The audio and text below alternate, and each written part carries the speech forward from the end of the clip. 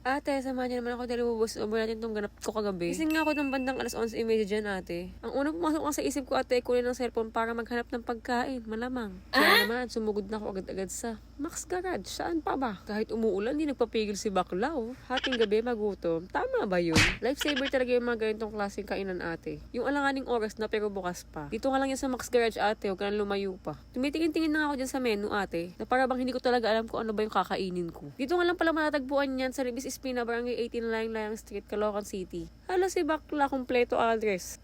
Konting kembot na lang, bahay na namin dyan. Pag nagpunta ka ng Max Garage, ate, pwede ka na magpa-picture sa akin. Laro ka, ate. Di ka famous. Pagkakita mo nga ng ako dyan, mineral water, ate, palatandaan na yan, nak. Katapat na yan yung iskinita, papasukin mo, ate, tapos makikita mo na agad yung stainless na gate. Tapos bakla yun na yun, tapos kumain ka na, diba? After ko nga mag-video-video dyan, ate, kung saan ka papasok, inuumpisahan na lutuin yung chowpan ko, nak. Tapos, ate, dahil tropa mo yung may-ari, ulit mo yung paghagis ng kanin, ate, dahil hindi mo na-videohan yun, ate. Niluluto pa nga lang tong chowpan, ate, gutom na talaga ako. Tipong parang gusto ko nang kumain ng tao. Tapos, ate, habang hinahain sa akin lahat to, napapaisip na lang talaga ako kung last na kain ko na to. Yung mga kakainin ko nga pala dyan, ate, cheese stick, burger with cheese, putlong overload, fry, chowpan with Shanghai, chowpan with gyozo, chowpan with pork chop, chowpan with fish fillet, alaking, at calamari snack. Yung gutom mo, ate, naging mukbang. Lahat yun ng cravings mo, nak, nandito na. Open nga pala sila ng 11 p.m. to 4 a.m., ate. At ito na nga, ate, sisimulan ko na ang mukbang na yan. Wow. Sa nipis ko na yan, ate. Kala mo naman talaga kaya mong ubusin lahat yan. First bite. Thank you, Lord.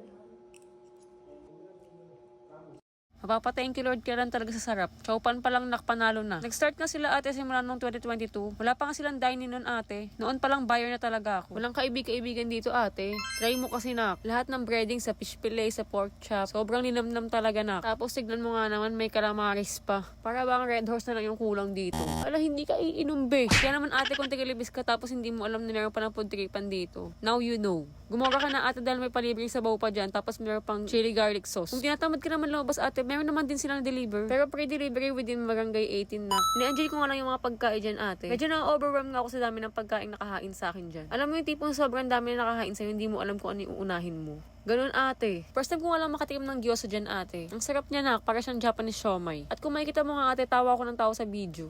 Malamang, tropa mo yung tindera. Hating gabi na, ate, sobrang ligalig nyo pa. Nakakarami na ako ng kain dyan, ate, pero kung makikita mo naman, parang walang bawas, diba? Di ka talaga pwede pandayo, nak, eh. Sa mga susunod nga na clip, ate, para daw ako napapraning sa kabusugan. Kaya naman, pag pumunta dito yung mga kaibigan namin, ganyan din magiging itsura nyo. Wala kayo ibang gagawin, ate, kundi kumain habang tumatawa. Tama ba yun? Noong mga oras nga na yan, ate, hindi ko na alam kung paano pa nagkakasya yung pagkain din sa tiyan ko. Kaya naman, ate, feel free to message me kapag nagpunta kayo dito, ha. Yun lang for today's vlog. See you on my next one. Bye!